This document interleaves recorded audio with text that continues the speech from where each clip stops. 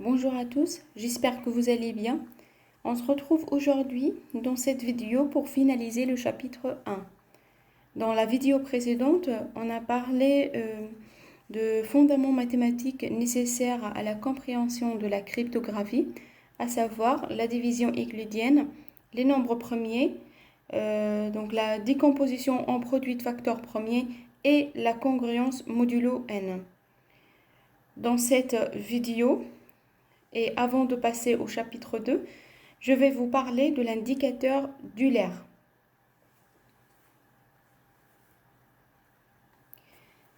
Alors, l'indicateur d'Euler noté phi de n est le nombre d'éléments inversibles de z sur z. Je vous rappelle que l'inverse d'un élément x, noté x moins 1, x puissance moins 1 ou inv de x, est tel que x multiplié par x puissance moins 1 égale 1 mod n. Je vous rappelle aussi que l'ensemble z sur nz est appelé anneau résiduel et représente l'ensemble des restes de la division par n.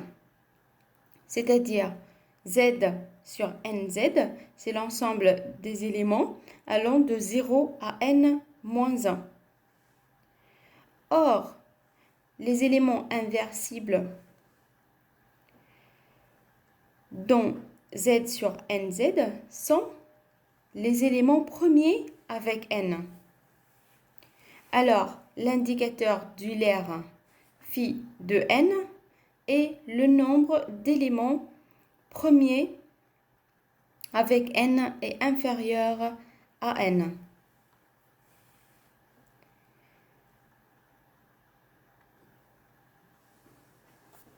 Alors, comment peut-on calculer donc en pratique l'indicateur Euler, l'indicateur d'Euler?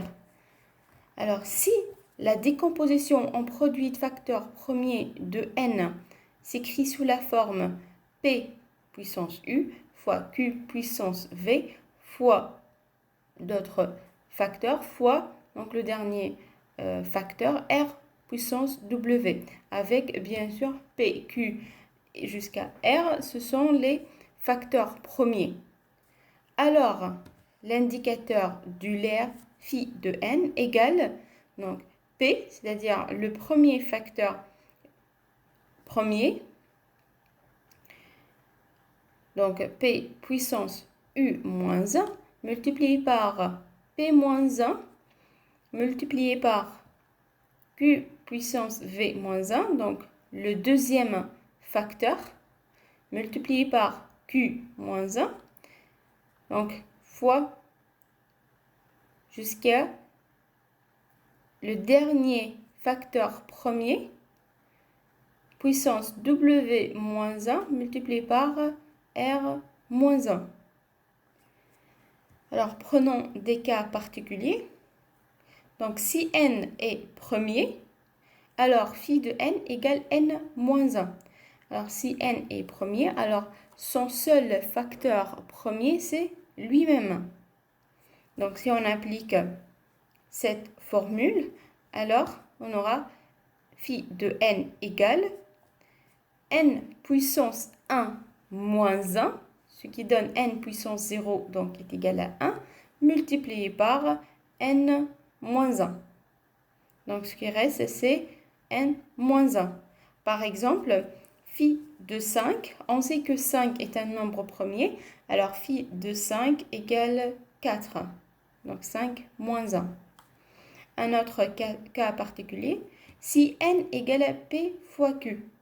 Avec p et q, ce sont deux facteurs premiers. Alors, l'indicateur d'Euler de n égale p moins 1 multiplié par q moins 1. Prenons un exemple. Phi de 21. On sait que la décomposition en produit de facteurs premiers de l'entier 21 égale 3 fois 7. Alors, l'indicateur d'Euler du 21 égale 3 moins 1 multiplié par 7 moins 1.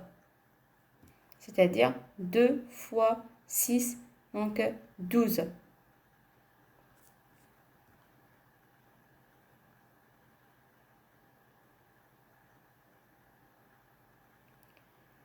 Alors, selon Euler, si A et N sont premiers entre eux, alors A puissance phi de N mod N égale 1. Alors, comment alors maintenant peut-on calculer l'inverse d'un élément x mod N? Donc, d'après le théorème de Bachet de Méziriac, x est inversible s'il est premier avec n. Donc, d'après le théorème d'Euler, on a x puissance phi de n mod n égale à 1.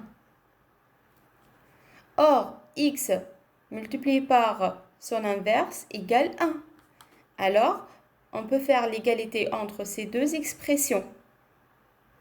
Donc, x puissance phi de n mod n égale x fois x puissance moins 1. C'est-à-dire x puissance moins 1 égale x puissance phi de n divisé par x, le tout mod n. Donc, l'inverse de x égale x puissance phi de n moins 1 mod n.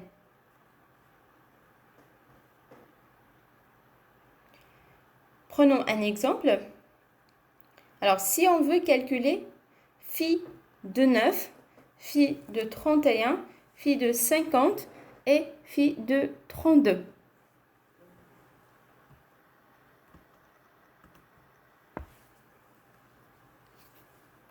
Alors, commençons par phi de 9. Alors, on sait que la décomposition en produit de facteur premier de 9, c'est, donc on divise 9 par 3, donc on trouve le quotient 3, on divise 3 par 3, on trouve 1. Alors, 9 égale donc 3 au cube.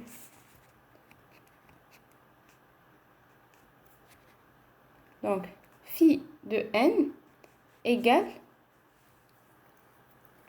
3 puissance 2 moins 1 multiplié par 3 moins 1 qui est égal à 3 multiplié par 2, donc 6. Alors,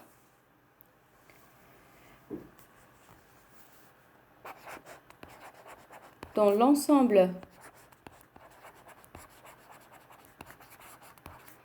z sur 9z, on a 6 éléments inversibles.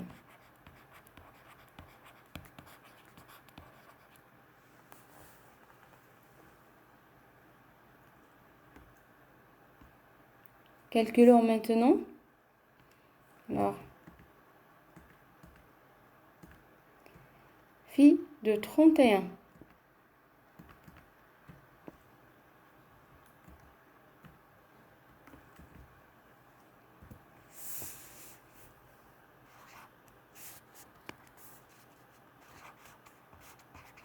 Donc, l'indicateur d'Euler de 31. On sait que 31 est un nombre premier. Donc, phi de 31 égale 31 moins 1. Donc, je vous rappelle que l'indicateur d'Euler d'un nombre premier n égale n moins 1. Donc, 30 éléments inversibles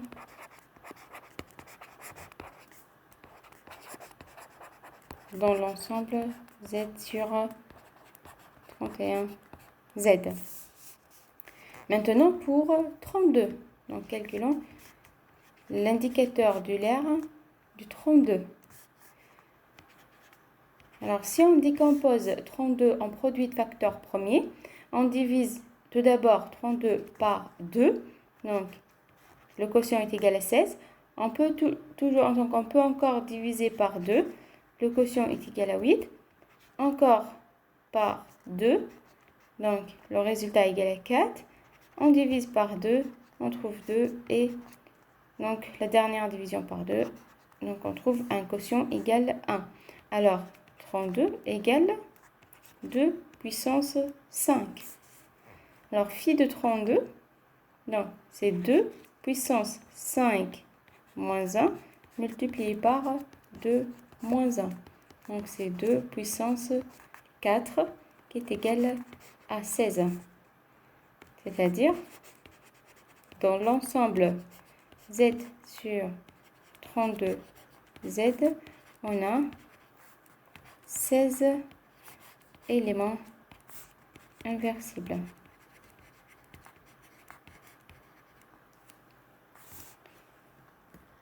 Alors, on cherche aussi phi de 50.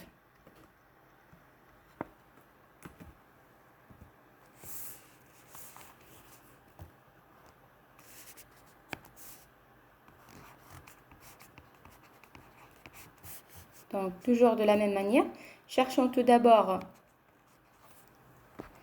la décomposition de 50 en produit de facteur premier. Alors, on divise 50 par 2. On trouve 25. On ne peut pas diviser par 2. Donc, on divise, aussi, on ne peut pas diviser par 3. Alors, on divise par 5. Donc, 25 est divisible par 5. Le quotient est égal à 5. 5 est un nombre premier, alors on divise par 5. Donc, le dernier quotient est égal à 1. Alors, la décomposition de 50 en produit de facteur premier est égale 2 multiplié par 5 au carré. Alors, phi de 50 égale 2 puissance. Donc, ici, on a 2 puissance 1. Donc, c'est 2 puissance 1 moins 1.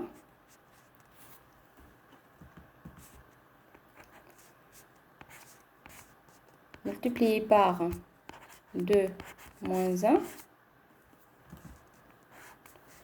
Multiplié par 5 puissance 2 moins 1. Multiplié par 5 moins 1. Donc, égal. Alors, 2 puissance 1 moins 1, donc 2 puissance 0 égale à 1. Multiplié par 1. Multiplié par, donc on a 1 multiplié par, donc 5 puissance 1 multiplié par 4.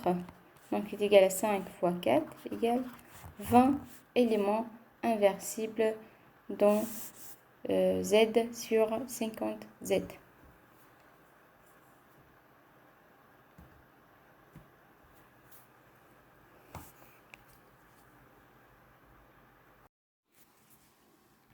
Exercice numéro 8.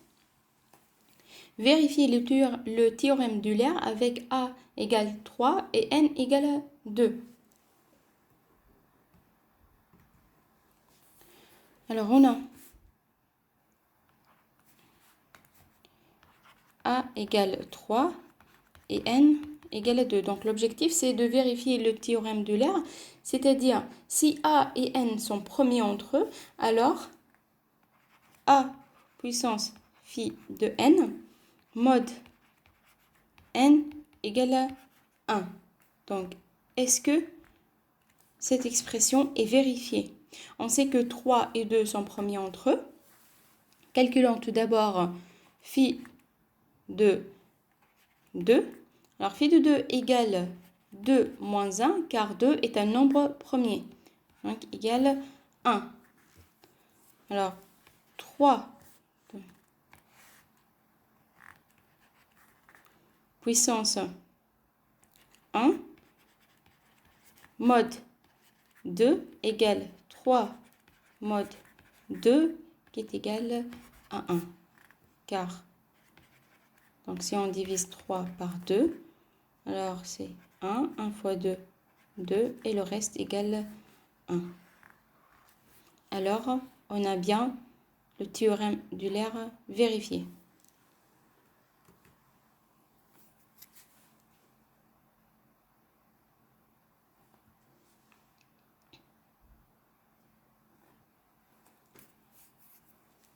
Une deuxième question de l'exercice numéro 8. Donnez les éléments inversibles et leurs valeurs de z sur 6z. Donc, les éléments inversibles et leurs valeurs.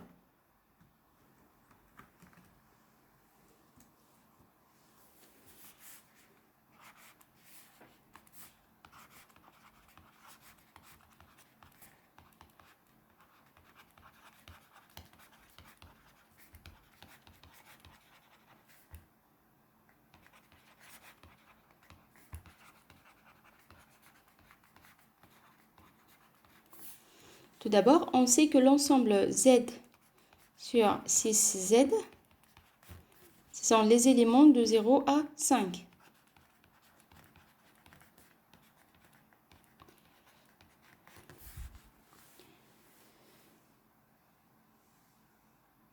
Donc, les éléments inversibles de l'ensemble z sur 6z, ce sont les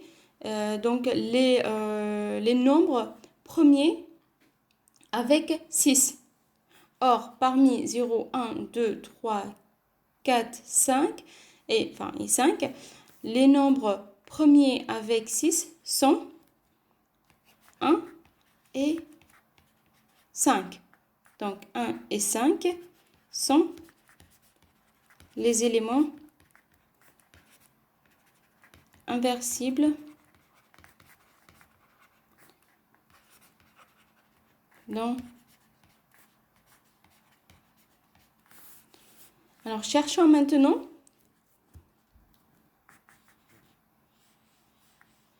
donc l'inverse de 5. Cherchons 5 puissance moins 1. Alors, selon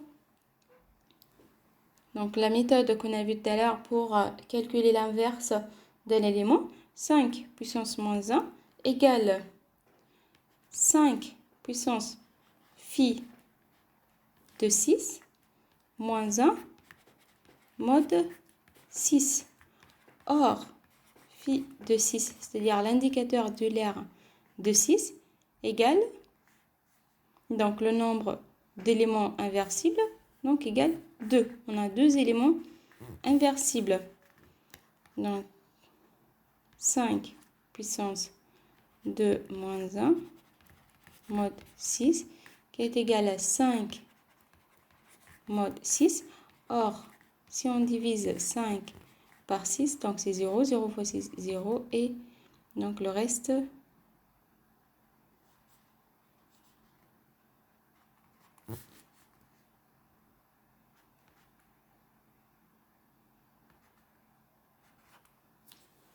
alors, l'inverse de 5 égale à 5.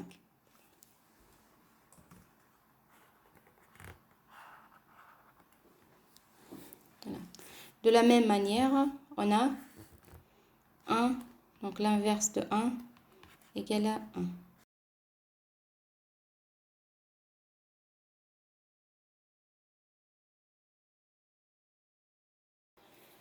Ainsi, on arrive à la fin du chapitre 1.